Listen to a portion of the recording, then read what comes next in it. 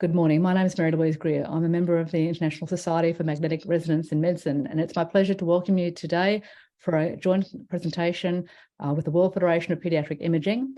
This is the inauguration of this collaboration, which we are really looking forward to being a very fruitful endeavour moving forward.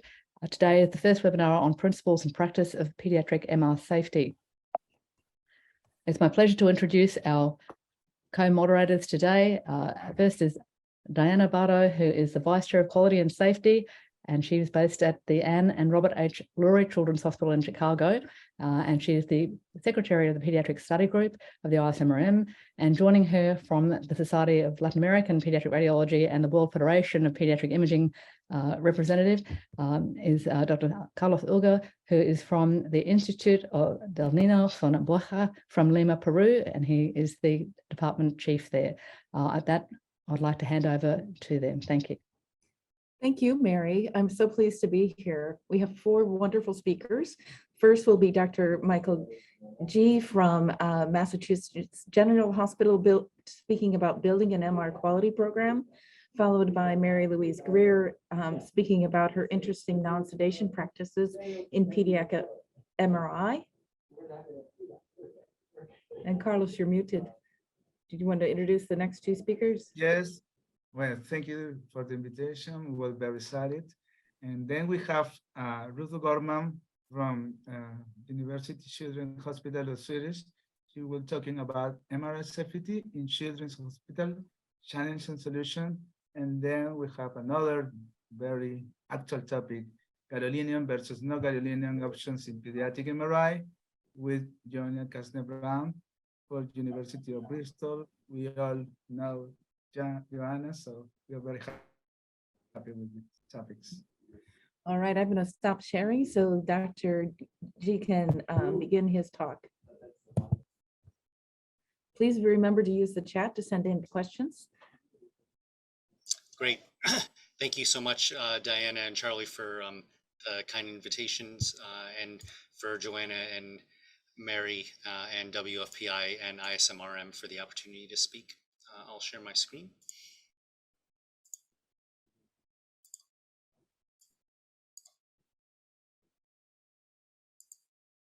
Okay, can you see my screen?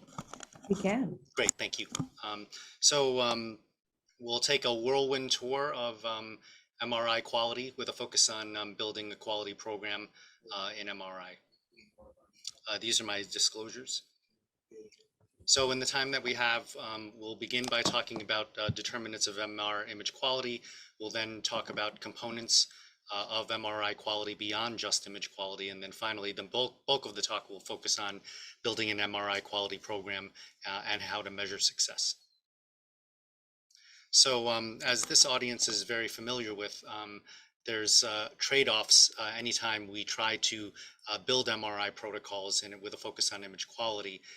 This is a pie chart that, or a triangle that we often struggle with as MR imagers, that trade-off between spatial resolution, signal to noise or image contrast, and speed. And generally speaking, if you try to optimize a protocol for one of these parameters, you will often sacrifice one or more of the other parameters, and thus creating protocols is often a trade-off or a compromise between these 3 elements.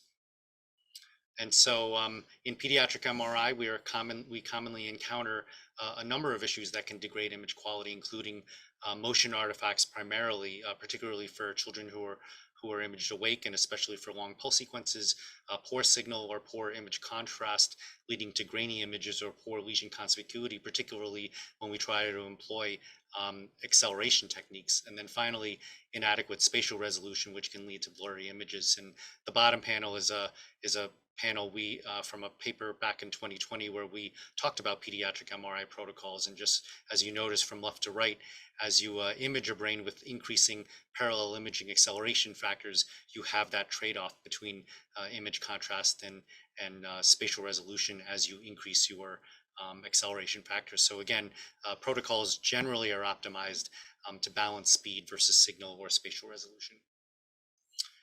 We know that performing high quality MRI is more than just getting good quality images. I highlight some of the elements here, including making sure that your scanners are appropriately maintained and replaced as needed, both on the hardware and software side, minimizing risks associated with sedation and gadolinium contrast, which are the topics in other talks in this session, making sure there's good access to MRI and minimizing wait times for patients. And then finally, lots of MR safety issues, particularly patients who have implants, which will also be discussed in this session.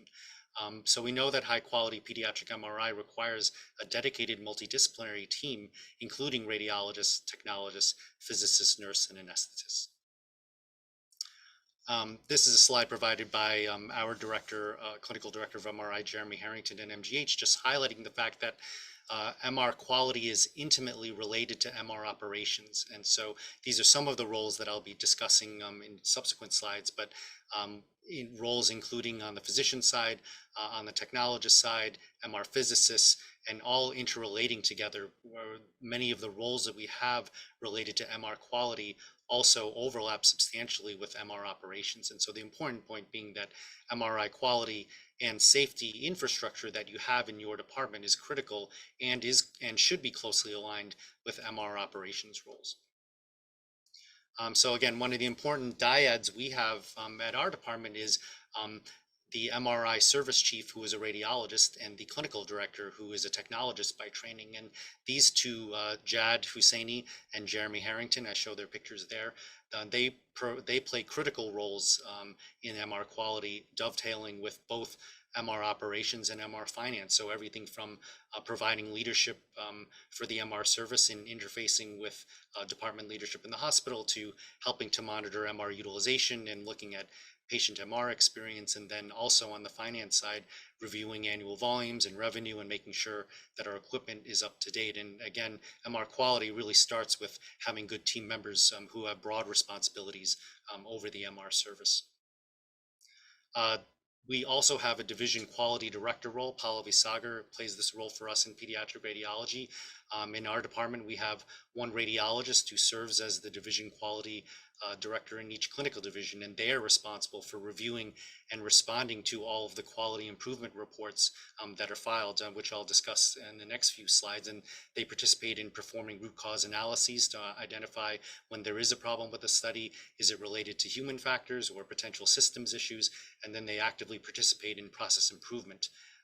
They also have a role for performance evaluation of our radiologists, and reporting quality is another important component of MR quality that I'll touch on as well. The MR quality assurance manager role is also a really important role that we have in our department. Sarita Reisacker, her picture is in the upper right. She plays this role for us. At our institution, the MRQA manager oversees a small team of experienced MR technologists who help to manage all of the radiologist-initiated MR protocol modifications. And again, they dovetail with the MR quality leads, as I mentioned in the previous slide. They also work closely with the MR operations team to make sure that there's scanner time available for testing and optimization of new protocols. And they also play an important role interfacing with our MR vendors to help incorporate new technology into our existing clinical protocols. There was a nice paper published as part of a pediatric radiology MR quality and safety mini symposium from a couple of years ago, focusing on elements of an MR quality program. Three important elements that I'll discuss in this talk include quality control, which involves the performance of regular checks to monitor image quality, quality assurance, which are the systems in place to minimize errors in MR quality, and quality improvement, which is a data-driven process to improve MRI quality and efficiency over time. Quality control, a really important element of this, is regular testing on a weekly and an annual basis. I list here some of the criteria for quality control testing that is recommended by the American College of Radiology, including weekly technologist QC testing of the table, the transmitter gain, contrast detection, and a visual checklist of the facility, as well as annual MR physicist quality control checks, including various parameters of MR equipment as well. Many of these tests are performed on dedicated MR phantoms, such as the ACR large MR phantom that I show here on the right. In addition, we perform quality controls on a exam on a daily basis for every exam that's done to a certain extent. This is an example of the real-time technologist radiologist communication system that's employed at Boston Children's Hospital. Basically, you can see here that there's a dashboard that lists all the important information for exams that are in progress. It gives the radiologist an opportunity to check images, communicate to the technologist via instant message about when is the right time to give contrast, any series that need to be repeated, etc. And then in addition, there's a running clock that keeps time of how long the exam has gone. And so this is one way that this institution has chosen to perform quality controls on an individual exam basis via communication between the radiologist and the technologist involved in the study. Moving on to quality assurance, as I mentioned, there are lots of systematic processes in place to help prevent errors. This is one example at our institution, which is a risk-based queue to handle inpatient MRI requests. So these are requests for inpatient MRIs, orders that have come through, but they have not yet been scheduled. And so how do you handle all of these requests? So this kind of risk-based queue allows us to prioritize inpatient MR requests, both based on the medical acuity of the patient and the wait time for the scan. It facilitates dialogue between the technical manager, the radiologist, and the different care teams for the inpatients, and helps us to document MR screening clearance and care coordination. There's some patients who can't come down until later in the day because they're having other tests done and that sort of thing. And so this kind of dashboard allows us to record those important points. And then finally, it provides an important transition of care whereby the day team can communicate with the night team for those inpatient studies that are happening between shifts. This is an example of a risk-based snapboard that can help monitor real-time MRI workflow of scheduled exams. So now your exam was ordered, it's now been scheduled into a scanner, and how do you run the air traffic control of all of the scanners that are running at a period of time? And so our technologist manager on first shift has this dashboard up and is monitoring actively the progress of all the MR scanners at any period of time. This kind of dashboard facilitates decisions being made regarding where to schedule add-on cases. If you have a new add-on case, which scanner do you put it in? And our shift manager is able to perform that Tetris function and really plug in add-on cases in places where the wait times are likely to be lowest. And again, it helps us to equalize the daily resource allocation so that all of our scanners are used at a relatively equal utilization rate throughout each day on a daily basis and account for changes in individual exams. Quality assurance for MR protocols is another important piece, and this is an ongoing protocol optimization process that is essential to ensure delivery of state-of-the-art high-quality MR services, particularly given the fact that MR imaging technology is changing on a yearly and even a monthly basis now. So this process includes correcting any issues with existing protocols that may not work well for all patients, incorporating new technologies into existing protocols, developing new protocols for new diseases and treatments that are entering the clinical realm, and then also training our technologists and giving them support to ensure optimal execution of new protocols. This is particularly an issue now with all of the staffing challenges that all of us face with radiologists and technologists, and there's high turnover of radiology staff, and you really want to make sure that there's a vigorous training and support infrastructure for new staff who join your department. So at MGH, we have a QA protocol modification program that is basically a rotating scheme for protocol modifications based on the clinical division. And the goal is to distribute those protocol modifications over the course of a calendar year so that we don't overwhelm our QA team. So on a monthly basis, our MRQA team is able to focus on 2 to 3 clinical divisions and their protocols, as well as incorporating any urgent protocol changes that are needed. And this is just an example of our monthly schedule and how our clinical divisions basically get the priority of the MRQA team on basically every 2 to 3 month basis. MR reporting, as I mentioned earlier, is a really important part of MR quality assurance as well, not just the performance and acquisition of images, but making sure that the interpretation of images is up to the quality that your institution needs.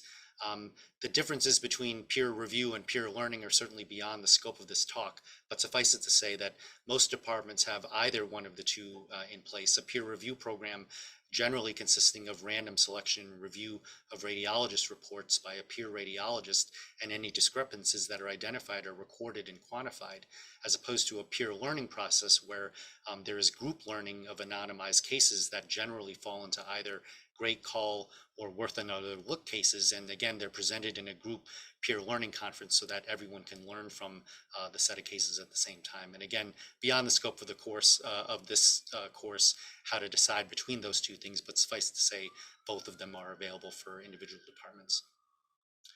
Now moving on to MR quality improvement. As I mentioned earlier, this is a data-driven process for improving MR quality and efficiency. It relies heavily on data-driven dashboards that allow us to quantify MR metrics and allow us to monitor for change. And generally speaking, these kinds of dashboards enable us to assess MRI performance metrics that are generated and updated on a regular basis. From an IT standpoint, these are usually either HL7 or API connections that basically interface between your PACS or your EMR or your radiology information system that enable real-time queries of scan data. The sources of data, as I mentioned before, can be the RIS, the EMR, or PACS. And in using these dashboards, we can generate key performance indicators that we use to track progress of QI initiatives. The dashboard displayed is one of our dashboards, which is a dashboard that tracks average MR scan times by exam time, by exam type, and by exam scanner. This is data from 2020 during the middle of COVID. But again, this type of dashboard can be very helpful in monitoring what is your current state and identifying areas for improvement. This is a nice paper published by Michael Recht and the NYU MR Quality Improvement Group in JACR 2013, where they used and measured a number of key performance indicators as guideposts for MR process improvement. They had a daily process improvement meeting that was conducted over a 3-week period to identify the key performance indicators in their department and then identify solutions for how to track them. And so they include how many inpatients were not scanned on a daily basis, what was the total outpatient MR volume, what percentage of their exams were performed on time, what is the backlog or wait time of outpatient anesthesia MR cases, and what percentage of their exams were completed all on time. These are all important key performance metrics we're interested in. They also identified ways to track all of these metrics and then potential solutions for how to address these issues, as I show in the right-handed panel. So this type of approach is really helpful when you're trying to start a QI process, basically trying to sit down and brainstorm what are the important areas that need to be improved in your department, and how would you go about measuring these metrics and assessing whether things are getting better or not. This is an example of some of the MR operations dashboards that we monitor in our department on a regular basis, on a weekly basis, to help guide QA. This includes monitoring weekly exam volumes, and we divide our exam volumes into ER, inpatient, and outpatient volumes. Scanner utilization rates, which I'll talk about in the next slide, which can be measured either in time or slot-based metrics where you can generate percentages that are based on each scanner. And then turnaround times, including the time between when an MR order is placed and when that exam is done, between when the exam is complete and when it is reported, and then the total time between when an MR is ordered and when it is reported. Scanner utilization is one of the most important metrics that we look at to assess MR performance. This is an overall measure of MR service efficiency. Again, the two broad categories include time-based utilization, which is the percent of time that a patient is on the table in a given scanner, versus slot-based utilization, which measures what percent of your appointment times on a given scanner are filled.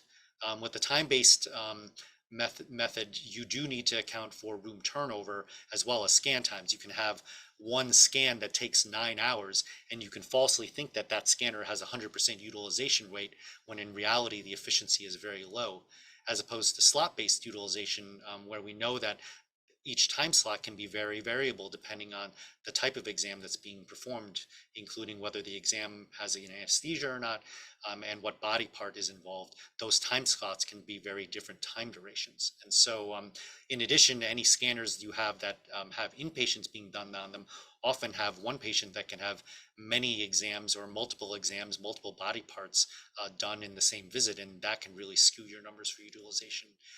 In addition, we know that the hours of operation can vary between scanners depending on the locations. And again, is it an outpatient or an inpatient MR scanner? But generally speaking, you don't want your utilization rate to be either too high, which suggests that there's too many add-on cases and not enough wiggle room to optimize patient throughput, or too low, in which case then you have a scanner time that's not being used optimally. And so numbers that are generally quoted is that you would like your utilization ranges to be somewhere in the 60 to 80% range overall.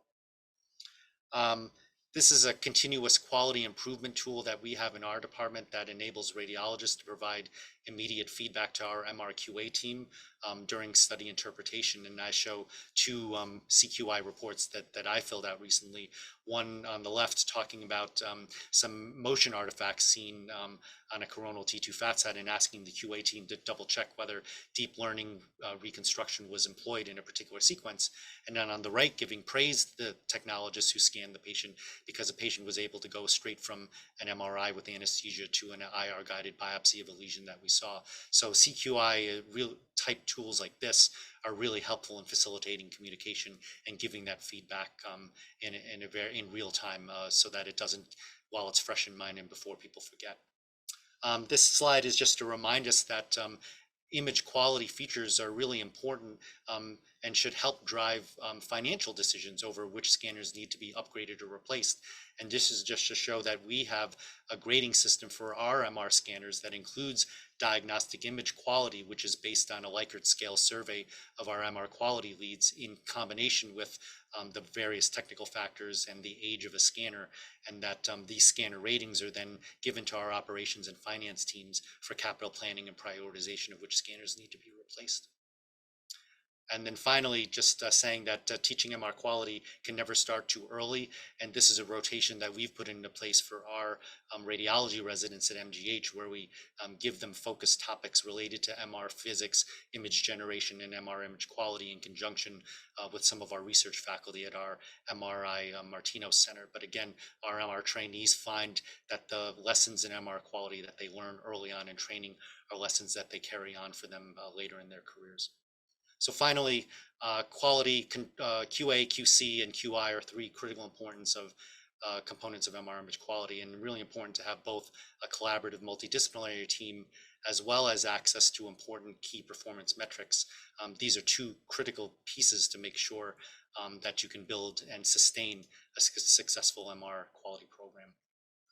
So again, acknowledgements to many members of our MR operations and quality teams for helping me put this talk together. Again, was a really multidisciplinary approach even to put this presentation together. So thanks again to the WFPI and the ISMRM for giving me this opportunity to speak, and happy to answer any questions that you have. Wonderful. Thank you so much, Michael. That was really excellent. I know I'm struggling with some of those same challenges here at Lurie Children's Hospital and developing that, and really will take your advice to heart. Are you able, we use a dyad with physicians on one side and operations on another side.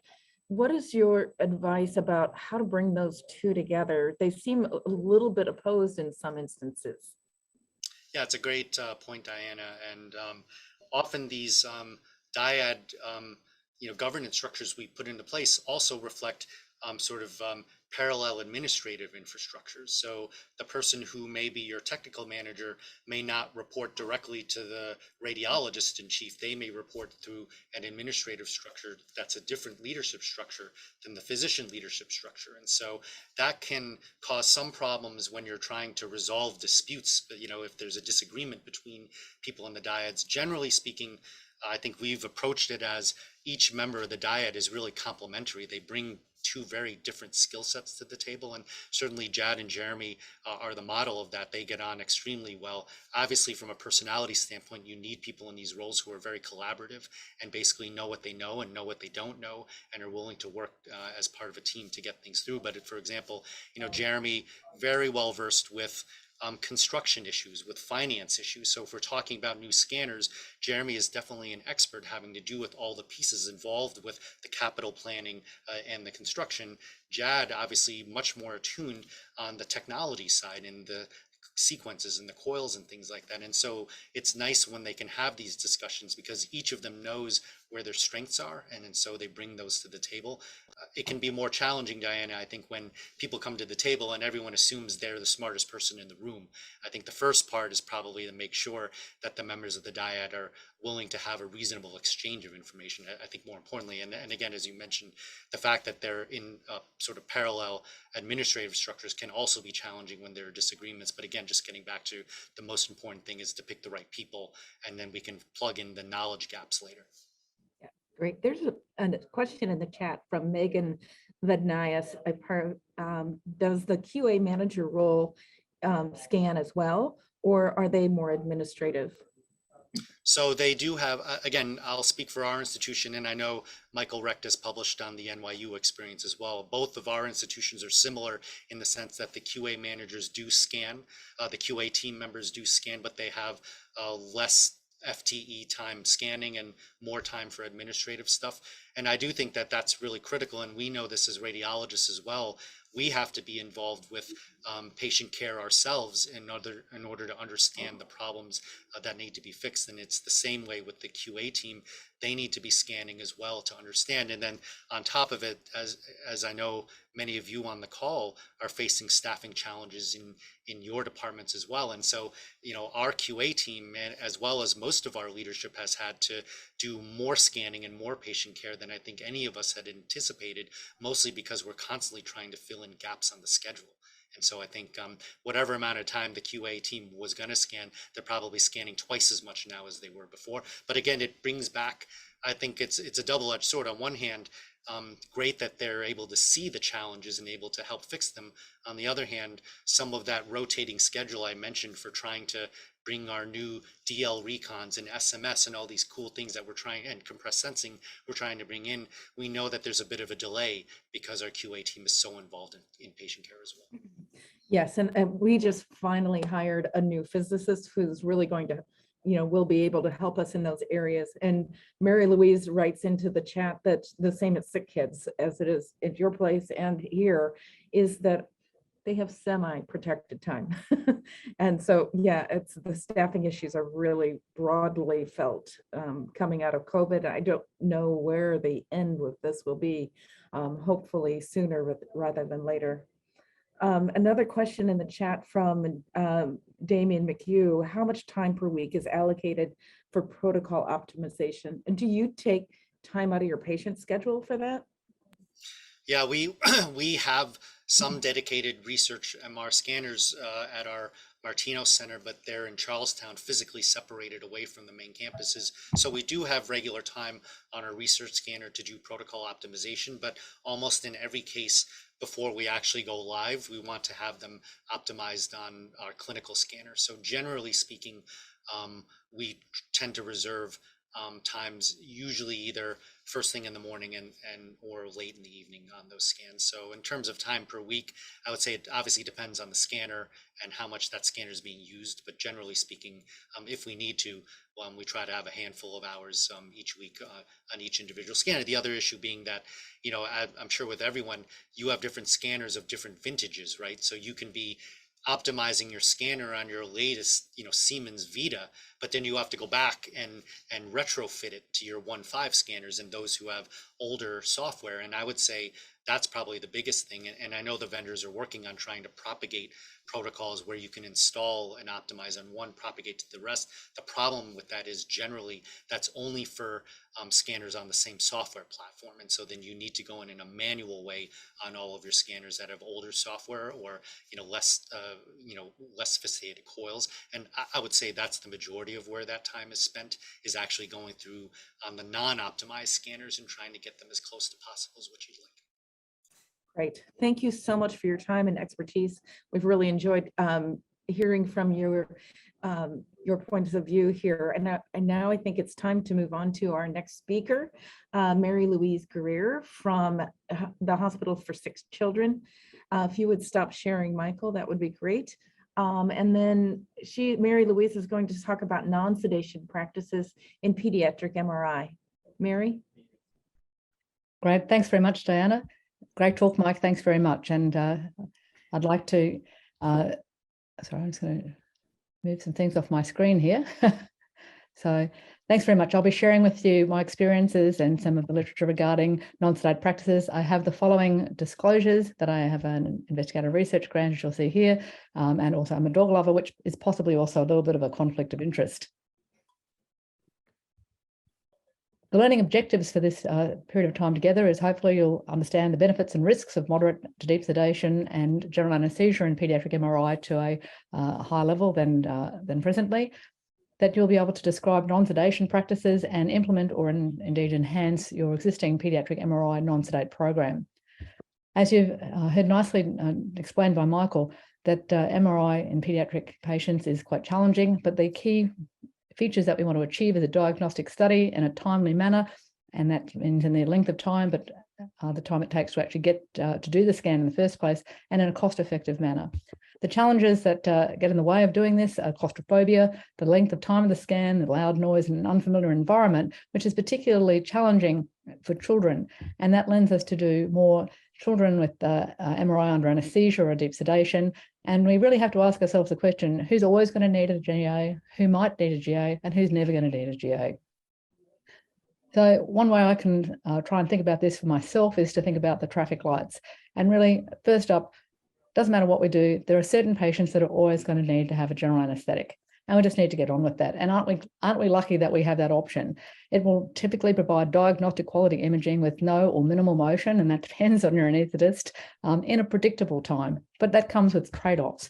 And those include adverse effects, the extra cost to perform that, the extra scan time compared to an awake MRI, and in many institutions, delayed access if you go from having a non-GA to a GA MRI.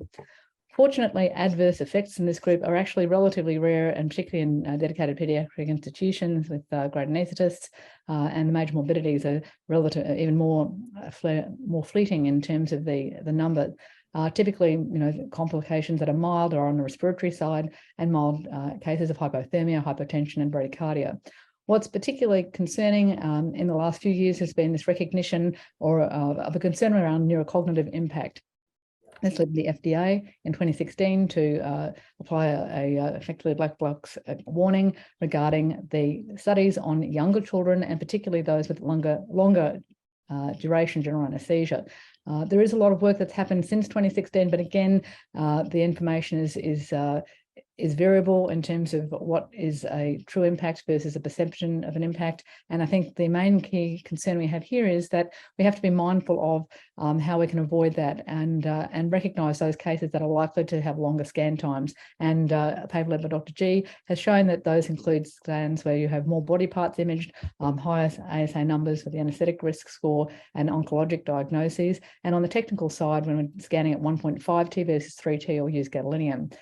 This update has not been changed since 2017. So again, the younger patients and the longer scan times are cause for concern. But I would like to add down the bottom here is a caveat that if you need to do it, you need to do it. Here's an example of one site that has shown that the increased costs relating to sedated and anaesthetized patients undergoing MRI in children, it was anywhere between 3 times and almost 10 times. That's a very institution variable for sure, but it doesn't illustrate the point. And similarly, the increased time for the total duration of the visit. This paper here is very reflective of my experience in that if you have a patient who undergoes MRI without anesthesia, you can typically get it done within a matter of a few weeks, whereas if they need to have general anesthesia, it can be 2 months or more. Overlaying all of this is that there is increased utilisation of MRI in paediatric patients, and over and above that, unfortunately, increased utilisation of general anesthesia, more than you would expect for the number of increased MRIs happening. This is particularly in patients in that 1 to 6 year age group. You'll see here in the purple triangles here. And the next biggest groups are those who are happening just above and below that, under 1 and between 7 and 12. Because of this, we need to revisit our traffic lights and really stop and think.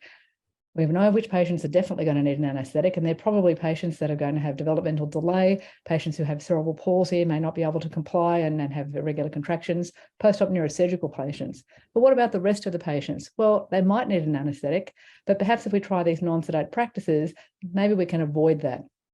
And then if we're going to try those non-sedate practices, maybe there are other patients who are never going to need an anaesthetic who may also benefit from that by reducing their anxiety and making the MRI experience much more of a positive one. And that's I'm particularly mindful of that in our patients who undergo regular surveillance imaging for cancer predisposition syndromes.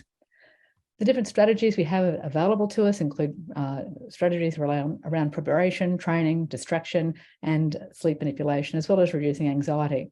And these are married with a lot of the aspects of fast MRI that Michael mentioned. And either individually or collectively, they can help with reduced motion and improve patient compliance. We carried out a survey last year through the SPR and reached out to members and members across the globe, and we had responses from 50 sites in 9 countries. Of the range of non-sedate practices that are commonly used, it's feed and sleep, audiovisual devices used within the scanner, and those are headphones and goggles, child life specialists, natural sleep, midazolam. Fewer centres use animal-assisted therapy, virtual or mock real MRI simulators, and melatonin. The group that are least likely to have non-sedation practices used are between 6 months and 6 years, and it's actually really variable how many patients are offered that. But typically, these practices are used in outpatients and non-urgent inpatients more so than urgent MRIs. Of the group that we surveyed, only 1 actually had no non-sedate practices in use, a little bit of a selection bias, I'm sure. The rest used, on average, 4 to 5 of the 10 that we were querying. In order to bring some cohesion and awareness to these practices, it's often helpful to bring them underneath a single program. And at SickKids, we call that the WAGS program, or Wonderful Alternatives to General Anesthesia and Sedation. Presently, we have a website that is internally facing for our referrers and also for our radiology team members. And this is really an opportunity to highlight what's available and, in general, what are the ages where these strategies may be of value. So what do we go back to that trade-off slide that we had for sedation and general anesthesia and apply it for non-sedate? Well, we don't always achieve diagnostic quality images. That's because we don't always manage to get no or minimal motion, but we do many times. The predictable time and the extra scan time is really variable upon which non-sedate practice we employ. But I do know that we can avoid adverse effects, and we can really reduce that delayed access substantially, as well as reducing costs, and really flip this trade-offs around.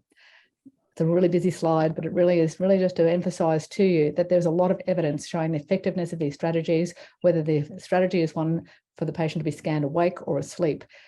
An example here of a multi-faceted approach in 4 to 6 year olds had an amazing result of reducing the GA rate to 5% compared to 43% in age-matched controls. Goggles alone can reduce sedation in the 3 to 10 year age from 53% to 40%. Feed and sleep upwards of 90-95% success rate under 6 months of age. And mock MRI alone, reducing GA rates in that 3 to 8 year range from 40% to 20% thereabouts. And don't forget the therapy dogs and reducing anxiety. Prior to the scan, no one was super happy, but by the end, almost everybody was a happy camper.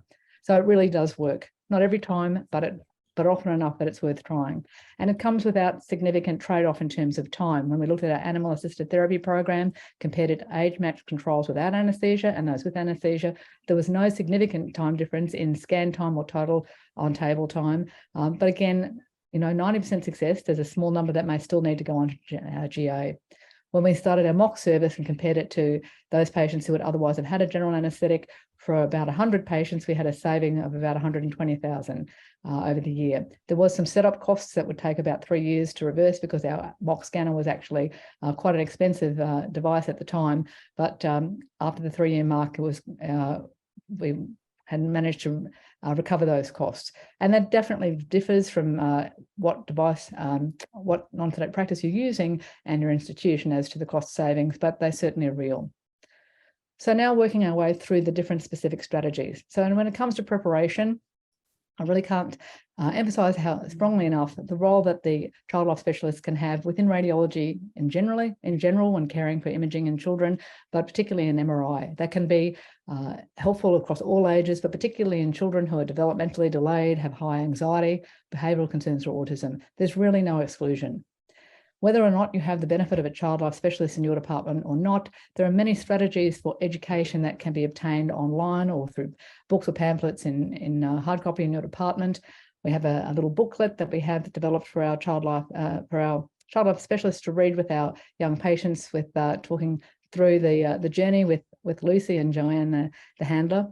They can take the form of what to expect or a virtual tour, and that's really important to have them tailored to the patient's developmental age and chronological age, and really involve the families and caregivers.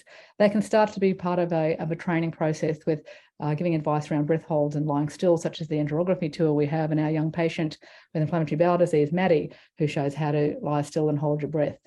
And that really leads into more dedicated training, and that takes the form of MRI simulation. And that's preparation through play and desensitization. You can use large or small real scanners. This is an example of a mock scanner that we used in Brisbane in Australia, or increasingly virtual reality simulation is used. Whichever you have available, the idea is the same: to introduce and familiarise the patient to the MRI environment, the scanner tunnel and table movement, coils and noises, and really get them to start doing that practicing of holding themselves still and breath holding.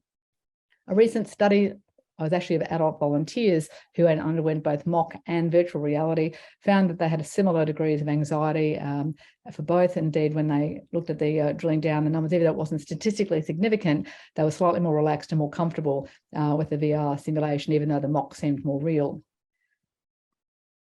This is one of the few randomized control trials in this area. This is 84 patients that were streamed into either undergoing virtual reality training using the MR manual, or their full-blown program with the child life specialist using a mock, but not VR. And it was really interesting because of those patients in the different categories. The child's anxiety levels were actually no different across the different strategies, not significantly so anyway, either before, during, or after the MRI. But for the carers, they were actually more anxious for those patients, those families who only had the manual explaining the process. But I think the take-home point I'd like to share here is that virtual reality is a great tool, which I think is going to be something that we will be able to roll out more widely, because it doesn't have the limitations of being a fixed unit in one location and a relatively limited throughput. And we can bring this into the patient's home with training using cell phones, mobile phones, and the like. We can use it in patients from about 3.5 years upwards, with a success rate of around about 80%. Usually from about 5 to 6, it's a higher success rate.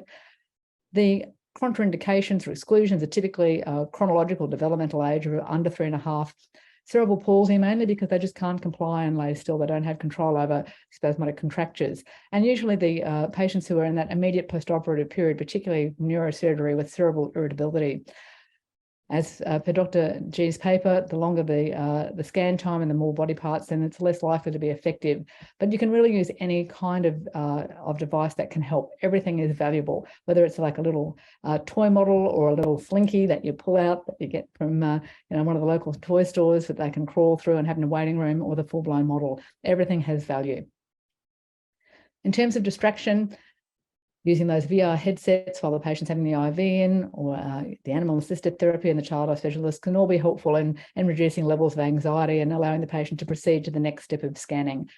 In the scan room, having it light and bright and friendly can really make an enormous difference in having the patient be comfortable climbing on that table and getting in there.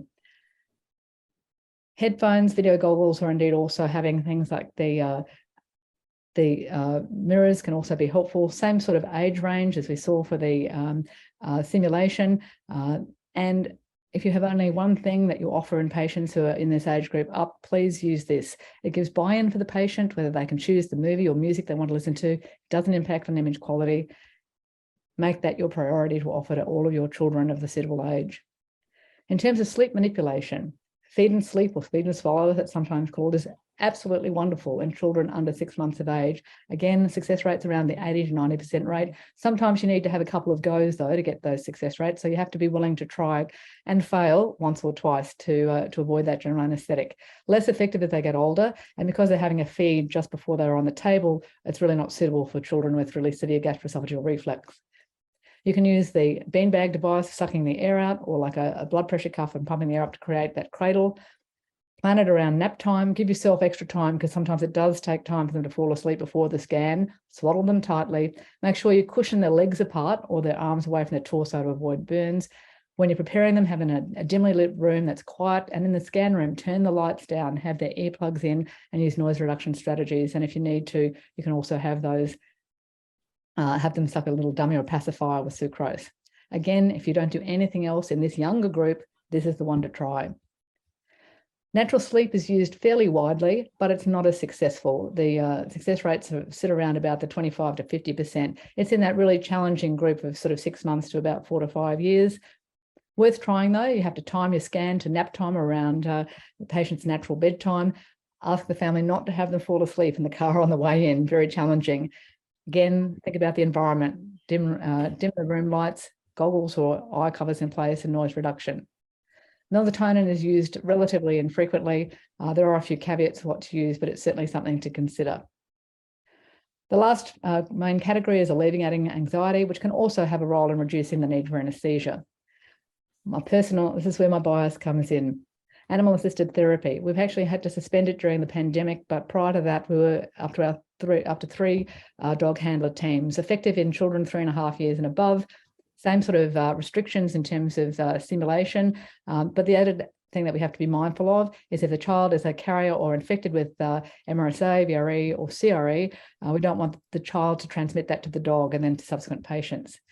Our process is that they get reached out to by the MR scheduler to make sure there's no dog allergies or fears that we think they might be suitable. The therapy dog and handler meet the patient after their original check-in and safety screen and can spend upwards of an hour with them, spending time holding the patient, how the patient's holding the puppy dog. They actually come into the scan room and jump on the table first, and then wait in the control room and are ready to come in if they need to in between scans to settle a child. And at the end, the patient gets to have one more cuddle and photos. Anti-anxiolytics is another category that is used relatively commonly to reduce anxiety, not as a sedative, and can be used as a supplementary tool, but there are some caveats to that as well, and occasionally you can get a paradoxic reaction. For the last few minutes, I'd really like to share with you how we interleave these aspects into an overall program. And that starts with screening, moving on to preparing the patient before the scan, before they come to the hospital even, and then what happens during the scan. This involves multiple members of the team, exactly as Mike showed, and that includes the patient and the carers, anaesthesia, the scheduling team, and everyone else along the way. The two key points when it comes to screening is to, first of all, when you get that referral or the referral has been generated, to identify patients that may be potential candidates for a non-sedation program and what options or combination thereof might be suitable. And then to schedule the patient accordingly, give them enough time and at the right time for success. Think about this: who's going to need a GA always, who might be able to avoid it, and how can we make it a better experience for those who are never going to need an anaesthetic? Think about the things that help decide. And we did this survey, scan duration, developmental and chronological age, and if they'd had a failed non-sedate MR before, were the key things that might determine going ahead and booking a general anaesthetic. Being the first scan for the patient was not an indicator for many.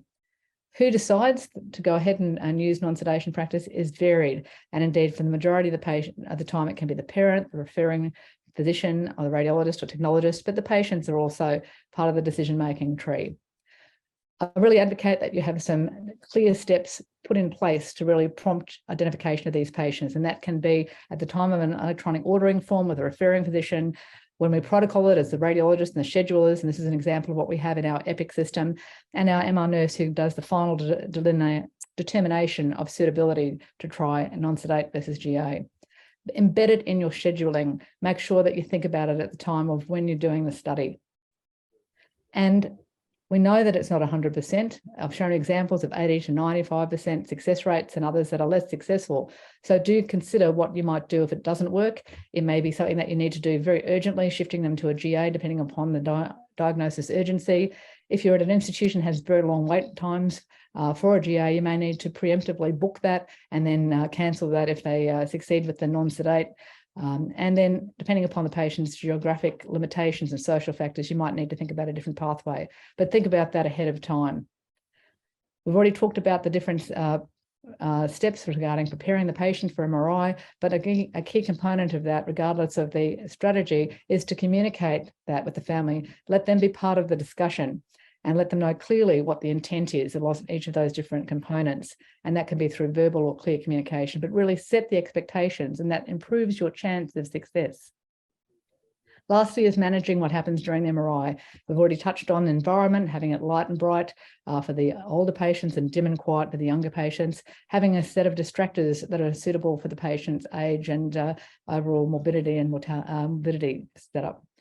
And really bringing all these things together. So think about what you can do in your department to optimize identifying these patients in the first place, really set up triggers along the way, and think about how you schedule them. Think about what options that you already have available and which other ones you might be able to implement easily, and then interleaving that with the different things at the scanner console itself.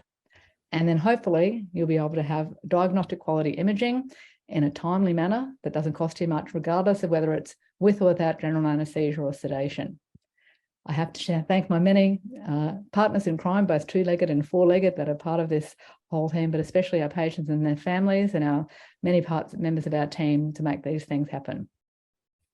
So with that, I'll pass it back to Diana and Carlos. Thank you. Oh, thank you, Mary, so much. I know you're such a dog lover. I am not. And so I'm like, somebody has mentioned getting a dog here and I'm just not a fan, but that's just me personally. I know the kids would love it. And once in a while we do see dogs walking around. So thank you.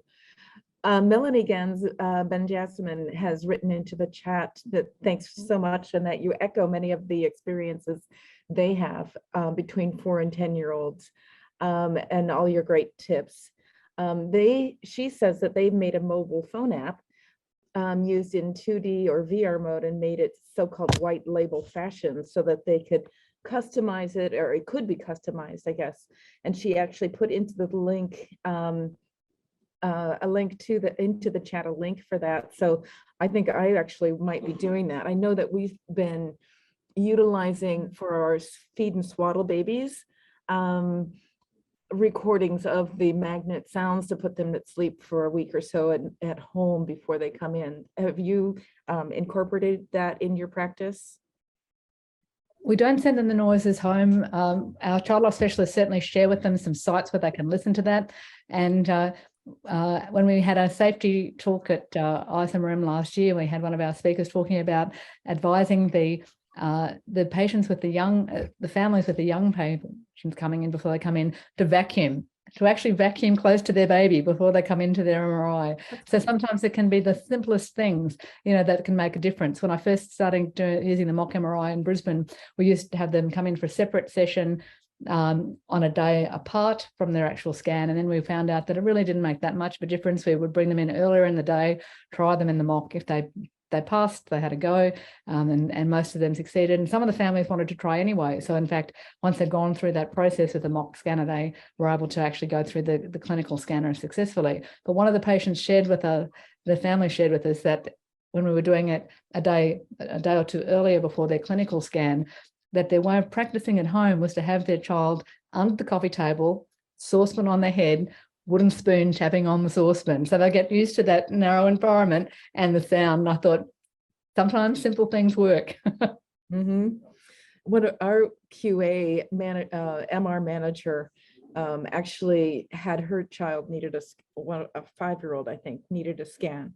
And so they practiced playing MRI at home with a tunnel like you had shown, etc. And apparently they're still playing MRI at home. Of course, their mom's really interested, given that she's our QA manager. But it can be fun, apparently.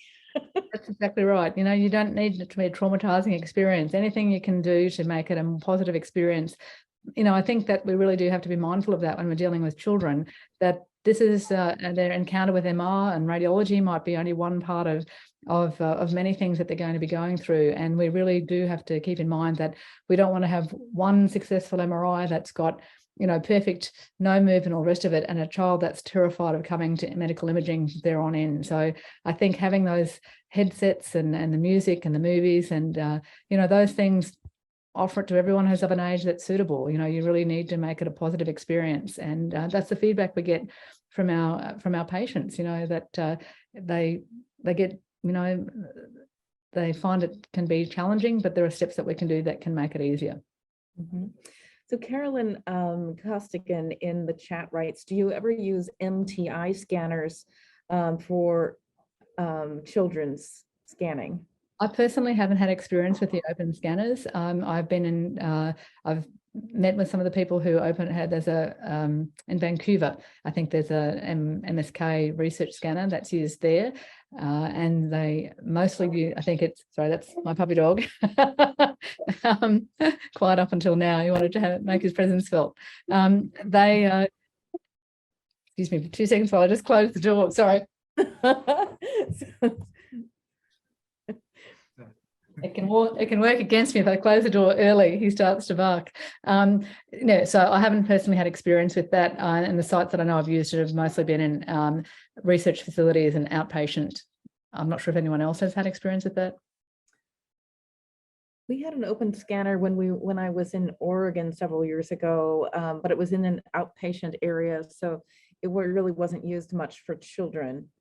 We do use a wide bore scanner. We have a couple of 70 centimeter bores, which is helpful for children dealing with claustrophobia. The downside to that from a technical perspective is that our useful field of view from head to foot is less, and so we gain time with having it at 3T, but we lose time because the coverage is 35 to 40 centimeters as opposed to 50 centimeters. So that little bit of extra space can be helpful, but it comes with some trade-offs. Okay. Stephanie Holoka has also put into the chat another link about education about MRI for children's from the National Health Service. So I think if everybody else can see that chat, if not, we'll try and include it to all participants today, maybe in email or when we let everybody know that the recording is out. So, and in fact, it was Nancy who was the one sharing about the vacuuming around the child. Thanks, Nancy. That's awesome. That's a great idea. So awesome. I guess unless we have any other questions from the chat or Carlos, anybody? No, that's a great talk, very inspiring. I don't know, maybe I want to know if you have some idea of the cost between the Mac and the virtual reality. We had a Mac here. So we are starting that. I think I was thinking maybe virtual reality is another good choice. I think the thing with both options is that you can have it as a basic to an advanced. When we set up the mock in Brisbane, we were able to put it as part of our MR purchase, and it ended up being infinitely more expensive than what we would ever have had approved at the outset. I think we were quoted around about, 30 for 40,000 get the shell of the scanner, and by the time they moved out the wall and moved it in, even though there wasn't a magnet in there, it became much more expensive. But I think you can use simple devices like that, the slinky, pulling it out. I think that the real scanner, I think it's just simulating that experience, I think, is important. So I think the cost can be negligible to thousands. As far as the VR, same thing. We basically at the moment have been using the very simple experience of having a disposable cardboard device with the family, the parents having their mobile phone in it, and we can post it to them so they can use it at home and email them a program to use. We've got a VR service within the hospital used for lots of different things, minor procedures, for example, G-tube changes and the like. So we've used that for the IV insertion. We're exploring having a more advanced headset, which is going to, again, there's not going to be very many of them available. So that's they're in the realm of about $15,000 a year for those. So there's more expense for that. not finalized as yet, but that's kind of what's being considered. And again, you can have different programs as to whether it's an ongoing cost for upgrades or whether it's one-off cost each time you decide, and the number of headsets. So I think they're in the realm of like about 5,000 headsets, the advanced models, but they do offer some biometric feedback in terms of patients, respiration, some of the newer ones coming out, respiration, as well as, motion correction and the like. So, well, that's a space that we're just learning about. Thank you. Thank you. Thanks very much.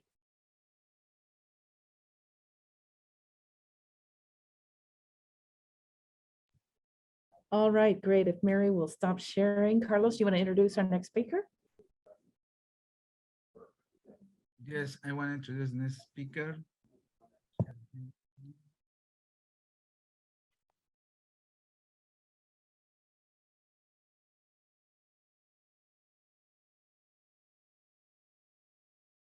Yes, we have now MRI safety in children's hospital channels and solution, and with Ruth Gorman-Tura from University Children's Hospital from Zurich, Switzerland.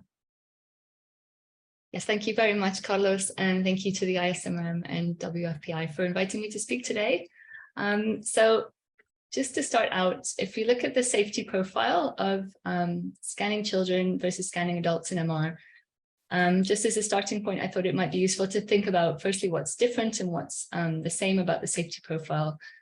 And actually using the technology that we're using, the sources of risk are the same. The general principles of MR safety are the same. So all the things that you need in order to maintain safety in an adult hospital, of course, you need those in a children's hospital as well. So you need good local safety policies with clearly defined roles and responsibilities.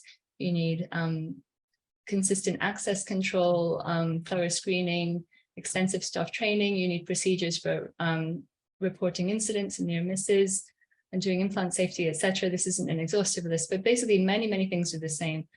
And because of the audience today, I wasn't sure how many are ISMR members, maybe haven't seen the ISMR website, but I just wanted to highlight that it's actually got some really useful MR safety resources. If you Google ISMRM, or you just go to ismrm.org and then to education, MR safety resources, you'll find yourself on this page, which is curated by the ISMRM and the ISMRT. And it has some really useful resources. So if anybody's in a position where you have to either write or update your MR safety policies or revamp your training or anything like that, they've got training videos for staff at level 1 and level 2. They have some MR safety articles and reports, but they also have this link here to international and national guidelines that's being continuously updated. And it's a really, really useful comprehensive list of guidelines around the world. It has, of course, the ACR guidelines linked there, but also from Canada, the UK, I think Italy, the Netherlands, Australia, and others as well. It's a really, really useful resource. So have a look at that. Hopefully that will be useful. But yeah, so what is the same? So we're dealing with the same sources of risk and general principles of MR safety. I just wanted to mention those. That's not the main topic of the talk today, but of course, those are critically important. But what is different? So although we're using the same technology and the sources of risk are the same, the actual risk might differ. And this is due to a number of different reasons. So we know that the child is not just a small adult. So there are differences in physiology, not just due to the small body size, but for example, due to the water content. But there are also differences in how the scan has to be done. And we've heard about that already from some of the previous talks. And this can be more of an extra challenge that we face in pediatric imaging because patient screening, for example, can be more challenging in younger children who might not be able to communicate, or in older children who might not be good historians. There are more staff involved in the scan, parents are involved in the scan. All of these add extra complexity in terms of the safety profile. So the rest of this talk, I'll focus on those two kind of categories of this, of these extra challenges that are associated with maintaining safety in a children's hospital. So firstly, the physiological differences. So obviously, smaller body size, children also have a higher surface area to volume ratio, differences in skin blood flow and blood volume, and sweat rate per gland. And all of these different things affect how heat is lost through the skin, how it's dissipated. But they also have a higher water content, particularly neonates, this affects some of these electrical properties, which affects actually how heat is deposited. So one of the challenges we face is that there's an altered deposition and dissipation of temperature. And in order to accurately estimate the heating, we need to know some child-specific parameters. But the specific absorption rate that we see on our scanners is, as far as I'm aware, often typically estimated using adult values. And actually, we've learned a lot about this in the last 12 years or so ago. So about 12 years ago, there was this really nice study by Baker and colleagues, and they were doing some simulation studies using this virtual family of models ranging from adult-sized models down to child-sized models. At the time that this paper came out, the youngest, I think, was Roberta, age 5. And in this virtual family, doing electromagnetic field simulations and looking at heating effects, they showed that the whole body SAR, specific absorption rate, can be exceeded by about 45% in the smallest children, but they also note that there's a very large uncertainty in the models, depending on the tissue properties. And this work was then extended last year by Shahyan Malik and David Carmichael from King's College London in this nice paper, where they continued using a similar method, so doing electromagnetic and thermal simulations. They were doing this at 7 Tesla, but actually the same procedure could be done for 3 Tesla as well. But they actually use a virtual neonate of 3.5 kilograms. And I think really importantly, they did their simulations both using the adult assumed dielectric properties and also those which should be more accurate child-specific properties. And you can see that in the neonate, if you use these kind of more accurate values, you can see this extra heating where there's a higher SAR with different hotspots. So suggesting that if you use the adult values that you might be underestimating the SAR. But interestingly, for older children like this 8-year-old virtual member of the virtual family, there's not such a big difference using the adult versus child dielectric properties, and similarly for an adult. Okay, so it seems like the heating risk is altered in children compared to adults, particularly in neonates. But I want to highlight that cooling is also a concern, also particularly in neonates. So there was this nice study by the Rotterdam group a few years ago, where they were scanning preterm infants at the GA of about 30 weeks, and they were measuring the temperature on the ward every 8 hours or so, and it was fairly stable around 37 degrees. Then the children went to MRI, came back again, and after having had the MR scan, the temperature had gone down by about half a degree on average. Then it came back up again. And during this scan, these neonates were being scanned in an MR conditionally safe incubator, but they mentioned in the paper that actually the respiratory support was different from what they would have received on the ward. So the respiratory support was oxygen or cooled air, whereas on the ward they would get oxygen or warmed air, I think. So they suggest actually that maybe temperature measurement during MRI would be important. But I just wanted to highlight this issue because I think excessively long scan times are also problematic. So if we have SAR models which are too conservative, and the result of that would be lengthening the scan time to reduce the SAR, then we might actually cause another problem, particularly in these very young neonates with cooling. So what we really need is accurate pediatric specific SAR models. And so just to summarize the RF heating risk, we've seen that heat deposition and dissipation are altered, and we have to consider both heating and cooling. And these models depend on accurate information about these tissue properties, which can vary between adults and children. But there are solutions. So as the paper by Shahyan Malik and David Carmichael showed, that there's a move towards trying to do more accurate SAR modeling. And I think here, just looking to the future, there's scope for collaboration between children's hospitals and industry partners, maybe to provide the information relevant for the SAR models. These are proprietary, but if there's extra information we could provide to make these more accurate, I think that would be great. And also looking as a sort of an outlook to the future, improved temperature measurement during MRI would be great. I mean, this is something that the Rotterdam group suggested in their paper, but I also know that there are thermometry sequences available which are used for some other applications, like, for example, focused ultrasound, but they're not really used for this application, but I think that would be a great kind of way to go forward with this a little bit. So what about the other risks from the technology? Well, the magnetic field risk, of course, is an extremely important, significant risk. I think everybody here is very familiar with this, the effect of the projectile effect, or if you have a ferrous implant, the motion or translation or rotation of that implant can be incredibly dangerous or even lead to death, as has been shown in the literature in a few cases. But this risk is mostly dependent on properties of the implant. It also does depend on position as well, I would say. But it's not really different in children from adults, I would say. And also in terms of the biological effects, just quoting the FDA here, so far the evidence suggests that static fields at or below 8 Tesla pose no significant risk to subjects older than 1 month. So it seems like the magnetic field risk in isolation is not altered in children compared to adults. But in terms of the gradient risk, so these are additional fields which are imposed during the scan, and they're not constant, they're time varying. So they're switched on and off, and as the magnetic field varies in time, there's an electric field generated, and this can cause nerve stimulation, device heating, or in some cases even vibration. It also causes acoustic noise. So we should consider these potential risks as well. So just looking at nerve stimulation, so there's an electric field generated from switched gradient fields, and this is dependent on dB by dt. But as you can see, the difference or the change over time in dB by dt varies with distance from the isocenter. So because of the smaller size in children, generally, the extremities are closer to the isocenter than they would be in adults. Arguably, this is certainly not a larger risk in children than adults. It's likely to be smaller. But acoustic noise is a different issue altogether. So there have been some reports in the literature that have reported adverse health effects, particularly in preterm neonates, which seem to be associated with excessive sound pressure. And I think there's a growing awareness in the neonatology community about this, and there's a move towards trying to reduce the noise on the ward as much as possible. And some of the things which have been reported are sleep disturbance and impaired perception and growth and neurological development. So obviously we need some pediatric or neonatal specific noise reduction strategies. And thankfully there are, for example, neonatal ear muffs. I think many people are familiar with, and earplugs. There's one study that showed that this can reduce the sound by about 29 decibels. And also nowadays, it seems like the vendors are moving towards developing more and more silent or quiet MRI sequences, which will help as well. Okay, so moving on to the second category of challenges that we face.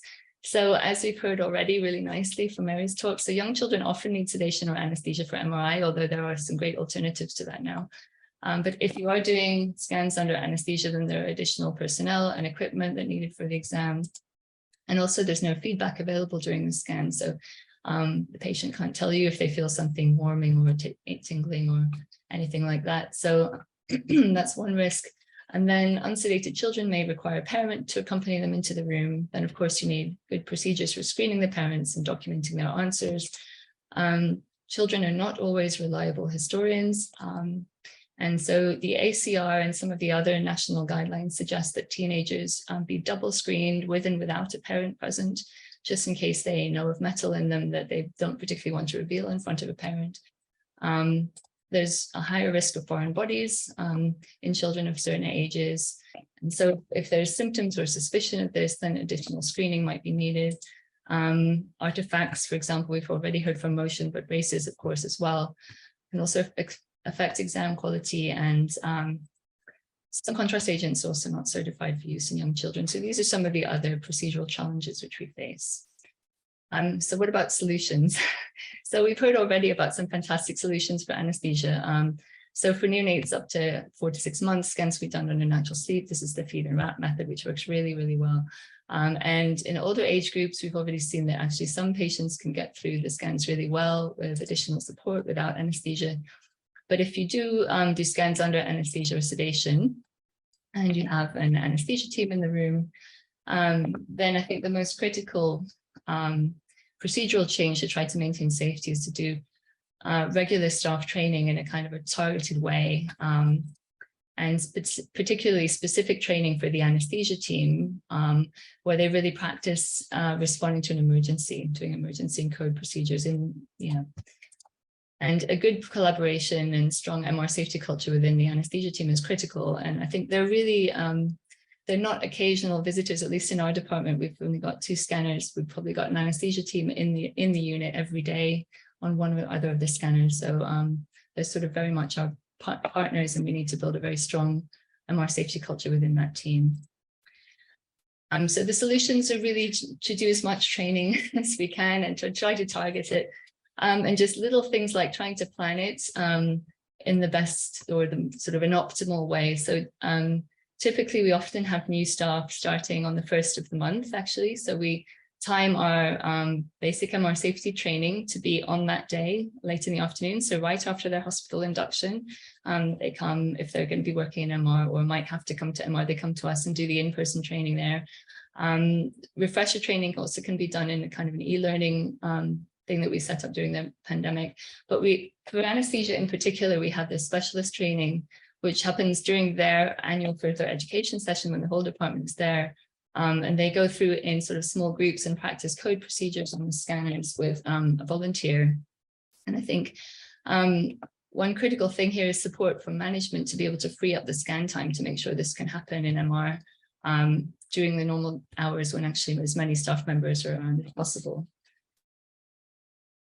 And parent and child screening, one thing that we found, so previously we used to have the parents fill in a different or a separate screening form. And now we've actually gone to altering our screening form for the children so that whoever's going into the room with them fills in the questions both for the child and for themselves, and then signs it. And then this gets scanned in and it's part of the patient's notes. So we have this, you know, for as long as the clinical data are kept. So we also have these forms in multiple languages to try to make sure that the parents can understand everything on the form and give as accurate answers as possible. And in terms of image quality, I think we've heard a bit of one of the challenges that we face in scanning children are artifacts from motion. But there are some solutions for this, and Mary's mentioned a lot of these already, but optimized protocols, motion insensitive sequences, extra time, prioritization of sequence order, and then additional support like from child life specialists, entertainment, mock scanner, virtual reality. So these have already been mentioned a couple of times. I think these cardboard glasses are great. You can just put a smartphone on them, and I don't think they're that expensive. There's $20 or something, if I remember correctly. And they're being used in quite a few sites. And then susceptibility artifacts, sometimes also an issue, and these have some potential technical solutions to improve that as well. Okay, so just before I close, I wanted to share a couple of MR safety case studies. These are from the literature. So some of these might be quite familiar to many of you, but I think they just illustrate some of the challenges that we have in maintaining safety in MR. And so the first one is from a 5-week-old child who was referred for 3T MR under anesthetic. And the child came to the MR department wrapped in a sheet and was sleeping already. I think they were sort of swaddled. So they were put into the scanner without kind of having this sheet being unwrapped. And unfortunately, there was a pulse oximeter from the ward, which was not one which was safe or conditionally safe for MR, which was touching the wrist and forearm. And the heating effects were so severe in this case, actually, that there was a 4th-degree burn, which unfortunately meant that the lower arm had to be amputated. And so that was one of the cases I wanted to share. And the other one is from an older child, 11-year-old girl who was referred for MRI, brain and spine for scoliosis. And she was wearing this gray undershirt and a white t-shirt with no metal, scanned under sedation. And after the scan, there was a 2nd-degree burn diagnosed along her right flank here, and wrist where it contacted the undershirt. And so they had a look at this shirt and did a digital radiograph, a high-resolution one of it, and it showed that there was this web-like mesh of metallic fibers there. But this particular shirt had no labeling stating that it contained metallic microfibers, but it had been purchased because of its antimicrobial qualities, worn under a back brace. And I think this is an issue for sport clothing too, that to avoid a smell, it's sort of antibacterial, I think. So it often has these microfibers in it for those properties specifically. And this is exactly the issue where, you know, because there was no feedback during the scan, because the child was done under sedation, where the risk of this type of adverse event is higher, unfortunately. So just to summarize, the principles of MR safety, of course, are the same for children and adults, but there are additional challenges in maintaining safety in a children's hospital. And just to summarize some of these, so we've heard about some heating differences between children and adults, and particularly neonates there. I think this solution is sort of still in progress, but I think improved SAR modeling with pediatric specific properties would help this a lot. Acoustic noise is of course an important issue. There are thankfully already some pediatric specific hearing protection methods and quiet sequences which are available. Sedation, here we have a lot of additional staff involved. We have no feedback during the scan. The solution there has to be really extensive staff training, careful screening of materials, gowning of patients, etc. Patient screening, as the ACR recommend, double screening teenage patients with and without parents is extremely helpful. Doing x-rays if needed for suspected foreign bodies. Parent screening and documentation, we've just found that it helps to combine the patient and parent screening on one form, then the parent's form is sort of archived for as long as needed. And then artifacts, I think there's quite a few techniques we can use to improve that protocol optimization, support, and entertainment, and giving the children extra time, of course. And with that, I just want to thank Shahin Malik and David Carmichael, who lent some of their information from their paper. Christian Kellenberger is the Chief of Radiology at the University Children's Hospital here, and the whole team, Radiology, MR Research, and our photographer who took some of the pictures I showed. And thank you for your attention. Thank you, Ruth, for this amazing lecture. I think that you summarized very, very well the main challenge and the very important solutions. So I don't know if we have some questions.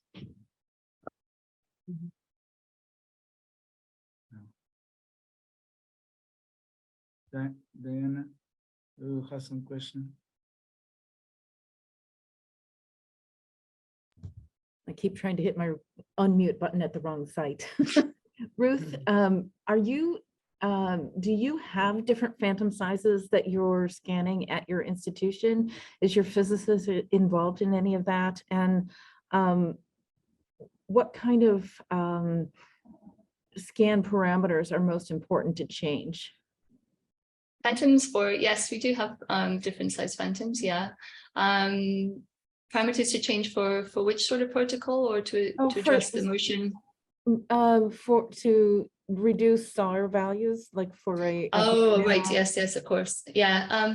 So reducing the SAR values, I mean, one of the things you can do is reduce the number of RF pulses, lengthen the TR. Basically, you know, reducing RF in any way, sometimes like reducing the ETL, lengthening the TR, that of course makes scans longer.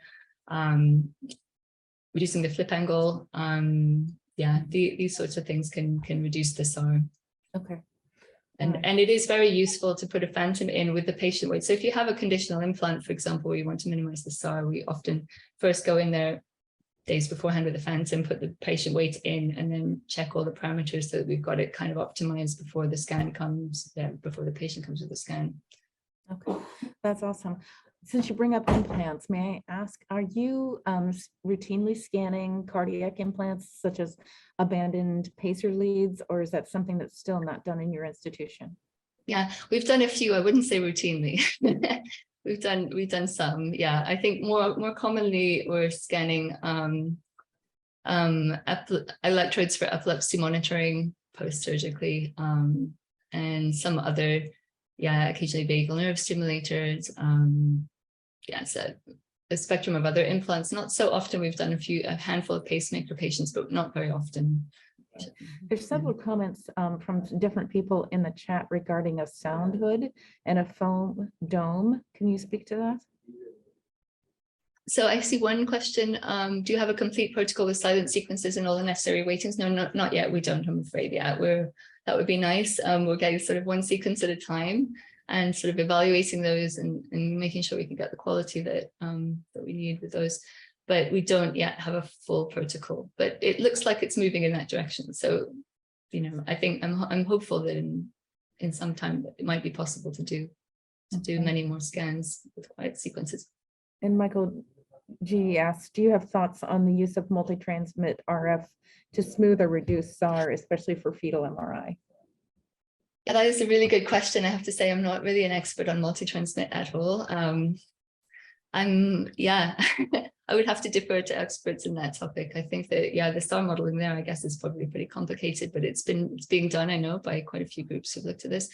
Smooth reduced SAR. I mean, for fetal MRI, I have to say we are, since the scanners was recently upgraded, now we're moving to some of the DL protocols. We're getting quite, we've been able to kind of shorten some of our protocols. We'd also be able to reduce SAR and keep the same time probably as well by lengthening TRs, stuff like that. So we haven't used multi-transmit so far as I'm aware of.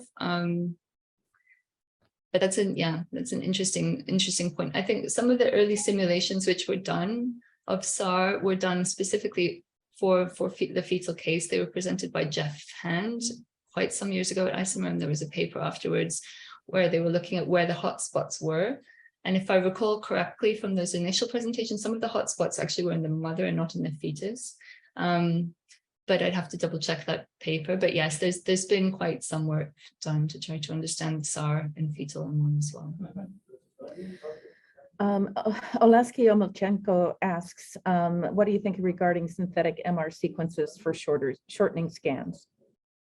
That's an interesting question. So we've tried it, and I have to say I'm a physicist actually, but the lead neuroradiologist at the time wasn't so happy with the quality for certain protocols. So we use them for some protocols, but not for others. So for quick, I think, for example, in the shunt protocol, we use it, but not for example, epilepsy, where they're looking for very kind of subtle things, for focal cortical dysplasias or something, which might be quite hard to see. So we use it sometimes is the short answer, but only for specific protocols. And Stephanie Holoka writes, multi-transmit can have unequal heating for some implants, and there may be issues. Can you speak to that? And what do you know specifically what implants that might be more affected? I don't know, actually. As I said, I'm not really an expert on multi-transmit. I can find out who is looking into that if anyone's interested, and put you in touch with them, because I know some people who are doing that work, but I haven't myself. Okay. Oleski also writes, do you typically use a 5 millimeter scan size for children, or is thinner better? We usually use something thinner than that, but it varies a bit by protocol. But yes, yeah. Yeah, I would say we do as well, particularly for, and even in a fetus, I would use, a 3 millimeter slice if I'm going to be doing lung volumes or brain volumes, those kinds of things. When you're dealing with, something very tiny, it's really tough to make a nice image. So, Are there further questions?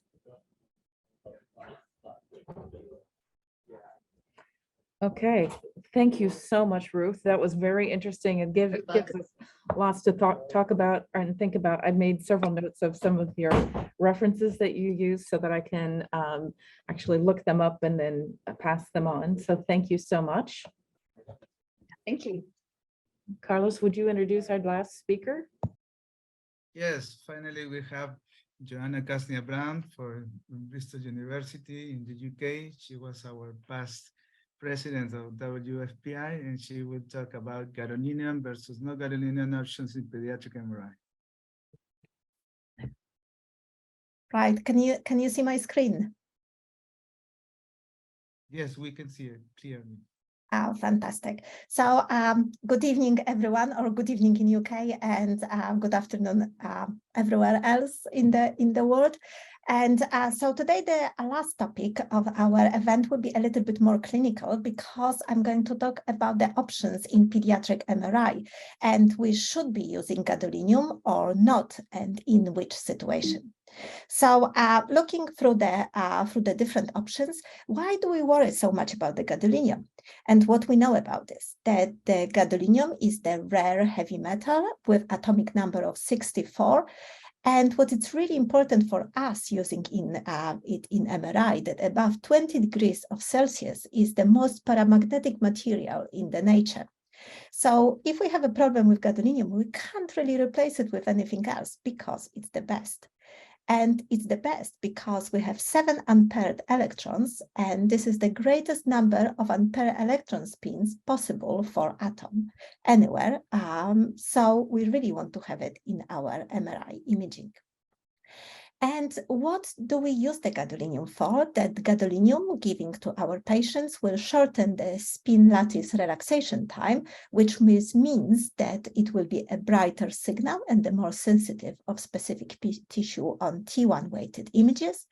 And on T2 weighted images, when the gadolinium will see here as it's progressing with the concentration, it will result in the hypointense signal. And also we know that we can have a mechanism of enhancement which could be intravascular or it can be interstitial. And when we talked about the gadolinium contrast agent, we know that we have many of these on the market and it's using the gadolinium as a metal, but is in the particle connected with the other atoms. So we can talk about net charge, which has in the solution, it can be ionic, as you can see here, the example, or non-ionic complexes. Or we can talk about and dividing all of the contrast agent if there are according to the molecular structure, if it's the linear, as you see the examples here, or there are macrocyclic. Why we are talking about this? Because it's quite important. Some of the agents that are available on the market will be the linear non-ionic, as you can see the list here, or linear ionic, that you can see the different names by different manufacturers. We can also have the microcyclic agents, and you can see here the examples of microcyclic non-ionic or microcyclic ionic, which is a deuterium, only one available currently on the market. So why do we worry about this? Because we know from the different chemical research that gadolinium concentration in the tissue, it will depend which compounds we are using for our patients. So it will be important that we know the pharmacokinetics of the contrast agent. We know the structure of the agent, the charge on the structure, also what magnetic fields we are using, the tissue and organs environment, and also organ and architecture of the tissue. So really the adverse reactions will be depends which we are using the linear or microcyclic agents, and the adverse reactions, all of this that we know, will be nephrogenic system fibrosis, hypersensitivity, or accumulation of the gadolinium. And for many, many years, since we started using gadolinium more than 20 years ago, we were quite safe with the contrast that we've been giving to the patient. And we will always try to use the patients or the agent from the group 2, which was few, if any, cases of nephrogenic systemic fibrosis. And we were very happy giving the patients Gadovist, Adoteram, Prohance, and Multihance. But what's changed in our practice? I think that it was this article that was published in 2017, which really shows us the gadolinium deposition in the human brain tissues after we were giving it to our patients. And if we don't follow our medical literature, you just go to the news and it was breaking news everywhere. I remember this, it was about May, July, when in Europe, it was everywhere that we are just harming our patients because MRI contrast agents accumulates in the brain. And all of the regulatory authorities, you can see here the European authorities and authorities from the states start revising what we are doing and what contrast agent we are using in our patients. And the contrast risks are really associated with specific group of people, so pregnant women and children, so our patients that we image as a pediatric radiologist and pediatric technologist, patients with the inflammatory conditions, and also the contrast agent depends which one we are using.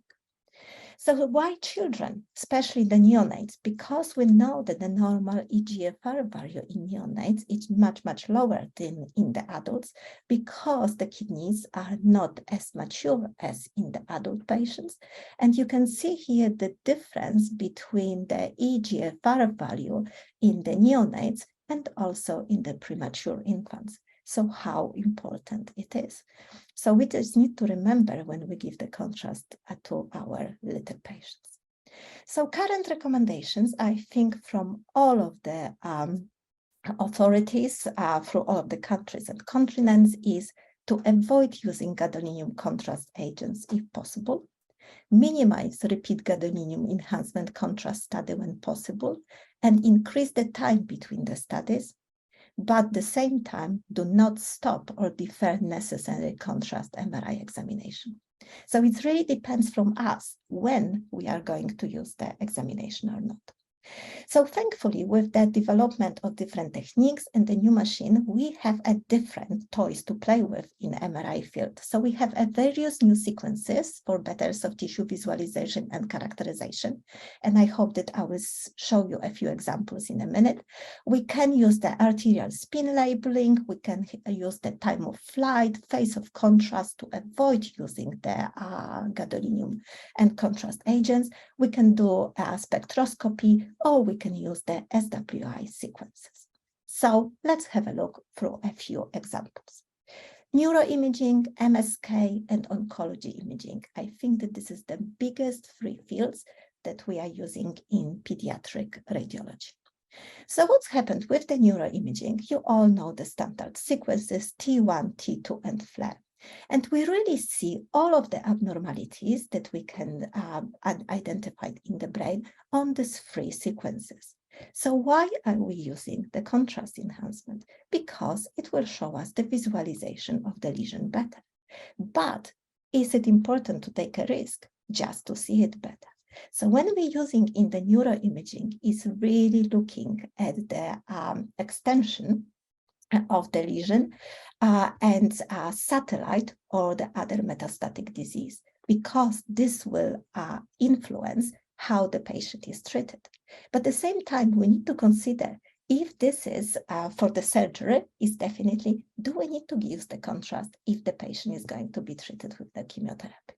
The same, we are using very often the contrast enhanced when we are looking at the CSF spread, especially in the tumors like medulloblastoma in children. And again, here you can see the comparison between the T2 image that you can just see the little metastasis. But if you give the contrast, they are just so much easier to see and so easier to spot. So examples of the neuroimaging that we can avoid the contrast is imaging for the headaches. We don't really need it. Imaging for the trauma. We can look for suspected brain tumors because we don't need to give it contrast straight on. For seizure, backaches, MR, angiogram, and venogram. Look at the beautiful images on the top. We can really replace it with time of flight sequences. Hearing loss, short stature, growth hormone, looking at the pituitary gland, we all can do it with the very sensible sequences without using the contrast. So when do we have to use the contrast? MSK imaging, it's always when we do and use a lot of contrast. And this is one of the examples of the osteosarcomas. So again, very extensive tumor that will be treated with the surgery. Then the contrast is needed that you can see of the characterization and extension of the tumor. But if you look at these images, so this is a child who presented with the painful knee, and you can see here this characteristic appearance in the proximal aspect of the tibia. If the child has the viral infection about 3 or 4 weeks previously, you can just say that this will be the most likely Brody's abscess, and you can do the MRI to characterize the lesion. And I don't think that in this situation, when you look at the Brody's abscess, you need to do anything else, because you don't need contrast enhancement here to make a differential diagnosis. But have a look at this scan here. You can see something else that worries you. It worries you here, this signal of the fluid, which is extending around. So in this situation, I gave the contrast, and we will give the contrast not to characterize this Brody's abscess, because we already make the diagnosis, but look at the next and evaluate the effusion. And you can see here that it wasn't just a simple effusion, but it was a collection extending along the periosteum in one area and in the other area. So if you're looking at the collection, especially when the patient is going to have drainage and the surgical treatment, then the contrast will be required. And this is one of my patients about a month ago. So this was a 1 month-old baby with a rapidly growing mass in the shoulder. And everyone was really worried that it was a sarcoma, that this was a very nasty neoplasm. And have a look here at the different sequences that we can use it.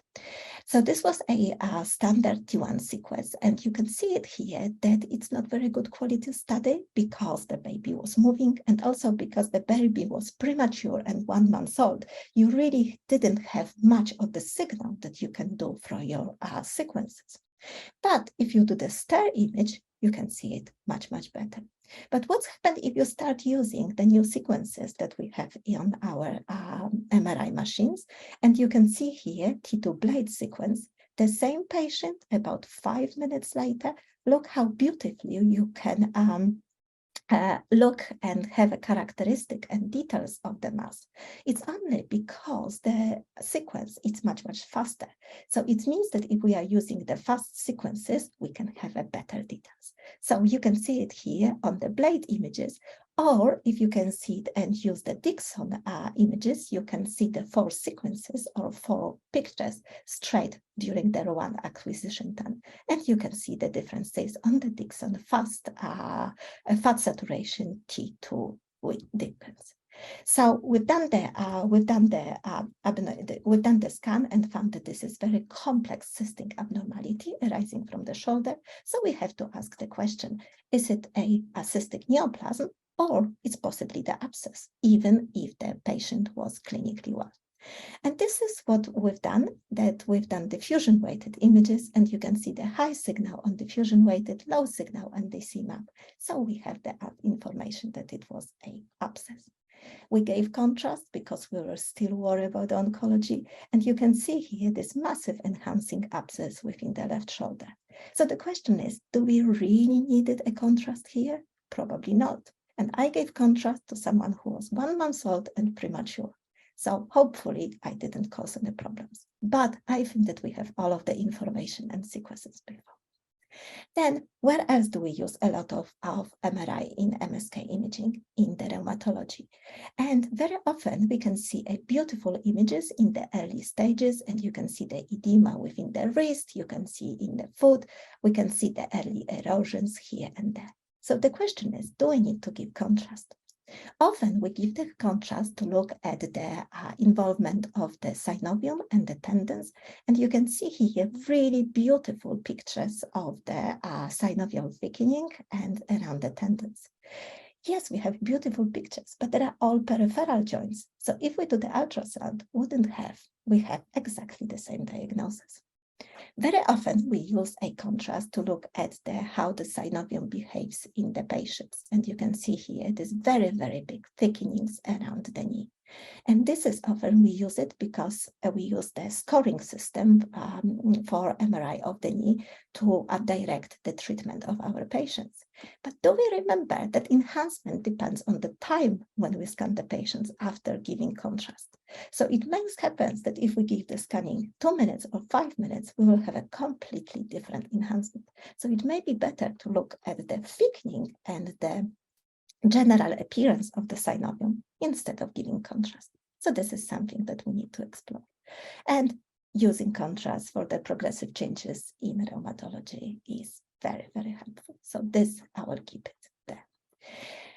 Classically, the 3 joints that we are very difficult to access with ultrasounds and MRI without contrast because they are so small is a temporal TMJ, is a C1, C2 joint in the cervical spine, and also at the sacroiliac joints. So we know that TMJ is a really difficult joint and probably will continue imaging with contrast. But with our new scanners and the much better quality, I think that within the cervical spine and sacroiliac joints, we can avoid to do and giving the contrast. And you can see here a few examples of very early changes here with edema on both sacroiliac joints as the early stages, or irregularity, a few erosions, and the synovial thickening just here. So again, we make the decision without contrast. What's happening with the small bowel?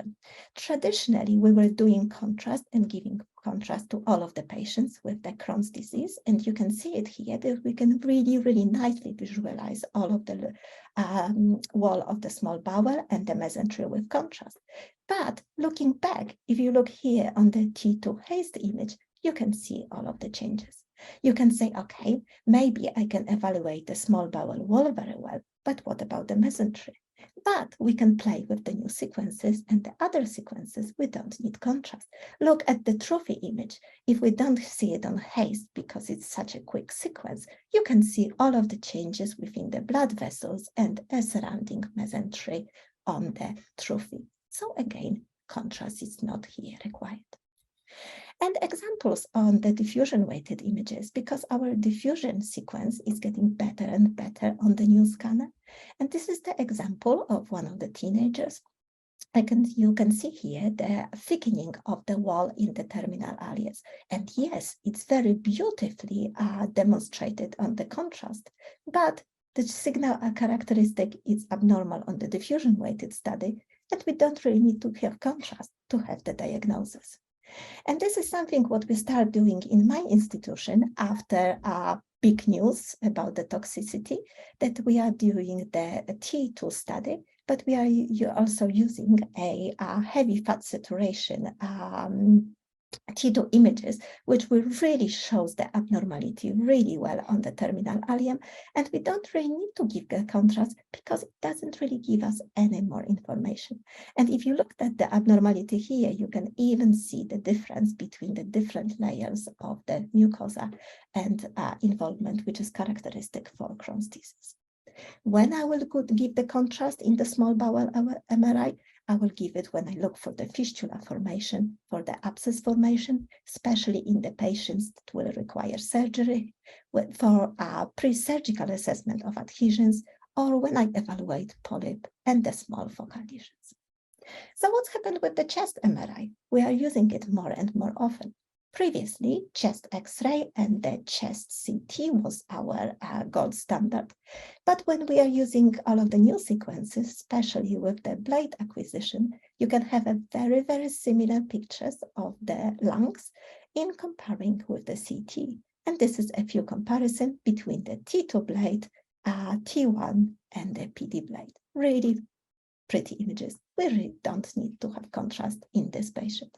And if we are looking for the metastasis, we give contrast in the CT for staging, but we don't really need to do it in the MRI, because if we use T1 flash, T2 blade, or diffusion weighted images, we can see the metastasis more than 4 millimeters, up to 90% sensitivity. And the same, if we look at the lymphadenopathy on our imaging of the chest, you can see the beautiful delineation of the lymph nodes on the T1 or T2 images. You can do it in coronal, in axial, whatever you prefer. And if you use the Dixon technique, the scans, it's much, much faster, and even younger patients can tolerate.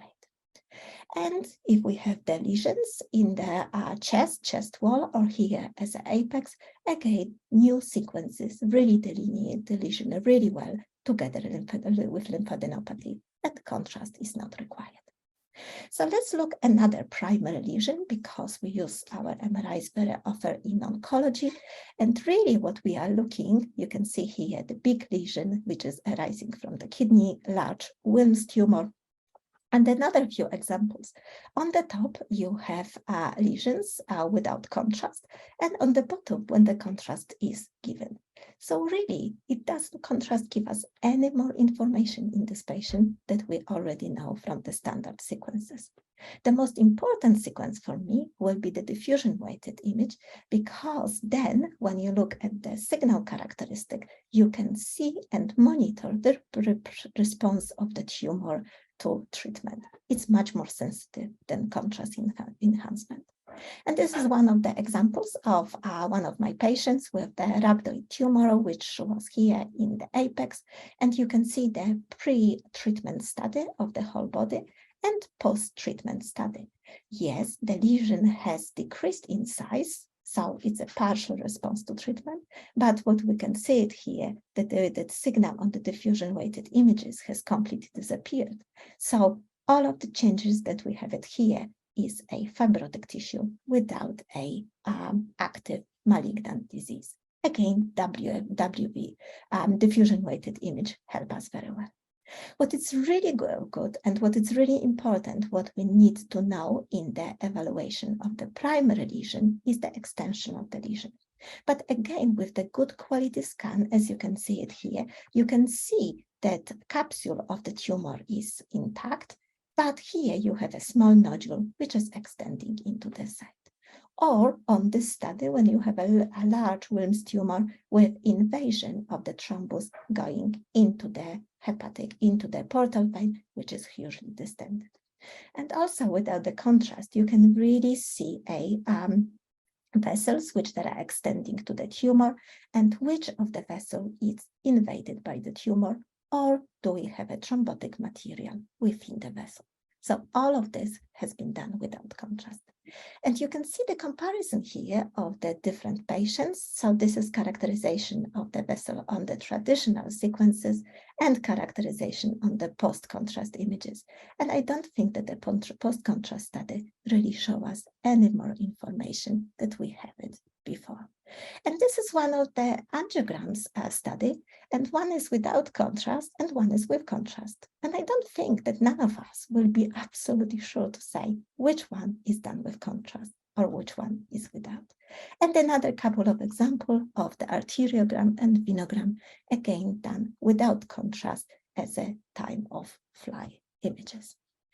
And just to show a couple of patients with the whole body imaging. So this was a child who presented with a growing mass in the shoulder. We've done the ultrasound, characterized abnormal lesion that was arising here. We know it and characterize it with MRI. Because we didn't know and we wanted to see if the child has a metastatic disease, we've done the whole body MRI, which shows the abnormality here on the abdomen extending along the aorta. And after the characterization with the axial images, we found that this was a neuroblastoma which metastasized into the right apex and the right shoulder. And again, we've done the whole body scan with the characterization of the main lesion and assessment of metastatic disease without intravenous contrast. So there are a lot of different scenarios that we can avoid using the gadolinium in our patient. So really, the current recommendations will be avoid using gadolinium when possible, but do not stop and don't compromise the examination only to avoid the gadolinium. So it really depends on us and on the new techniques and MRI that we will be using in our patients to have the better diagnosis.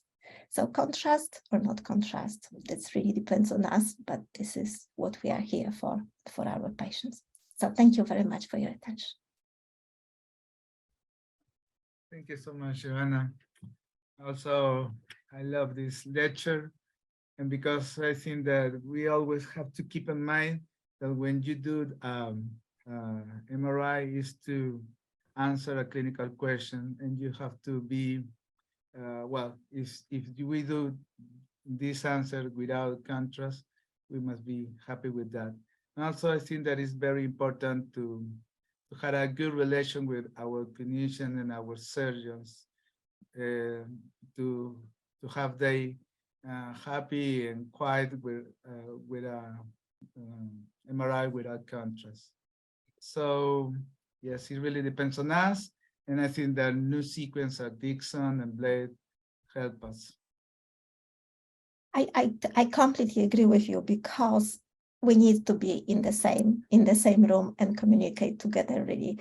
So I remember that because we all have MDTs with the oncologists, clinicians, surgeons, and I remember that in the beginning when we started doing the examination without contrast, it was a lot of disapproval from our clinical colleagues, because they were used to have a CT with contrast and they wanted MRI with everything. And in the beginning, probably we've done a few patients scans together with contrast and without, and we showed them the difference, that it really doesn't make any difference if we use it or not. And I think that providing all of the information, it's really important, and the discussion with them, as you said. Yes, I see that this may be the key to reduce just a little the use of gadolinium. So Mariana Contani has a question here. How many times a year we can use gadolinium in MRI tumor controls? I don't think that anyone can do the prescription. You can use it as often or as little as necessary. And I don't like using contrast, but we have children with a very aggressive tumors, brain tumors, and sometimes we use it every 6 to 8 weeks. We have some children with partial surgery for the abdominal tumors, and we also do it very, very often. The important thing is that, yes, we worry about the complication and accumulation of the contrast, but we don't really have the big multicenter study about the accumulation of the gadolinium.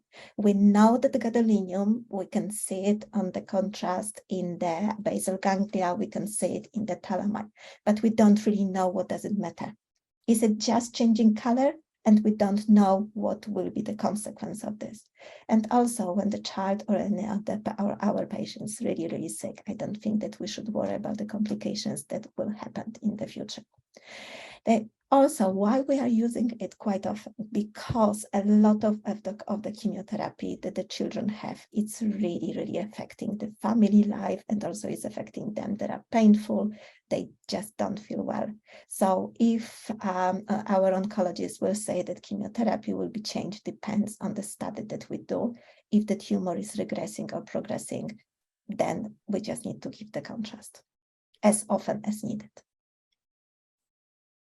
Michael G. Here is commenting us that they use often scans, non-contrast and reset contrast as needed with non-contrast in Mariana diagnostic. One problem is the IV cannulation. Starting IV injection is also not trivial, so you don't use it. How do you handle with this? Right, so if I'm not absolutely sure that I will need the contrast, I will do the non-contrast study, and I take a risk and cannulate the child. So the child will wait and cannulate after this when the MLA cream will start, or any local anesthetic will start working. So you delay everything. Or I will send the patient away and recall the patient in a couple of days. I think that we had when we start before we put the cannula on every child, and we found that very often with headaches or non-specific symptoms, we just didn't use the cannula. So it's better to recall the patient. Okay, got it. Have you, Luis had another question. Have you been utilizing diffusion for juvenile idiopathic arthritis to look for adenovirus? Sorry, say again, could you repeat the question? Diffusion, do you use diffusion for in juvenile idiopathic arthritis to look for adenovirus? Yes. Right, so yes, I use it very often. If it's a very thin synovial thickening, we may not be able to see it in the very small children, so this is a restriction. But if you have a bigger or thicker synovial thickening, especially in the knee, the diffusion weighted is a very good study. Great. Griffith Davis says, can you speak to the difference in gadolinium retention between linear and macrocyclic contrast agents? I especially didn't include it in my talk because it's a very, very wide topic. And I was going to suggest that maybe during the next event, we will do it. I think that everyone is really asking the question, should we use the Gadovist or should we use Dotarem? And there are so many pros and cons of this that I think that I will defer the question to the next event, if it's possible. No, I won't say it. Well, Oleski Omensenko, have you tried to replace gadolinium with amide proton transfer MRI? If is that available? No, I haven't tried it. No. Berma Kirti, do you recommend doing contrast to differentiate TB versus malignancies in joints in MSK? No, because it won't give you any answer. Because both of the pathology will enhance. If it's the TB and it's the other infection, you will have very, very similar enhancement. So in this situation, if we are not sure clinically, I think that the biopsy will be required. This is what I try to teach our residents, that if you have a lesion and if you don't know, is it an infection, is it the abscess, or is it a lesion? Contrast won't help you with this because both enhance. You need to do the diffusion weighted study. Great. Well, thank you so much for the lecture. Thank you, Joanna. Do you want to give us a few words about the coming programs? Yes, I would like just to say thank you very, very much to everyone for joining us today. And I would like to say thank you so much to the wonderful moderators, Diana and Carlos, because it was a pleasure to have you here during the first time. And I just want to say that this was a first joint educational event between the International Society of MRI and World Federation of Pediatric Imaging. And I thought that is the first, but not the last one. And we will plan the next event. And I will try to find the brave lecturer who will say the difference between the contrast agents for the future. And so that will be the first one, and all of the recordings from this webinar will be available on the ISMRM website within the 24 hours. We, with the World Federation, are a little bit slower, so it will be available on the WFPI website within the 2 or 3 working days. And I said thank you to the moderators. I would like to say also thank you to Ruth and Mike for a fantastic lecture, and an absolutely big thank you to Mary Louise because it was her idea that we will start working this and doing these educational events and working together. So it's absolutely pleasure to have and work with such a wonderful team. And thank you very, very much to everyone who joined us today, and hopefully you will join us the next time. And if you have any ideas how we can improve it, or what we can do more or better next time, or any topics that you like to hear, please let us know. And now I just like to say goodbye and Happy Christmas, everyone. Happy Christmas and Happy New Year too. Happy Hanukkah. Bye-bye. Bye-bye.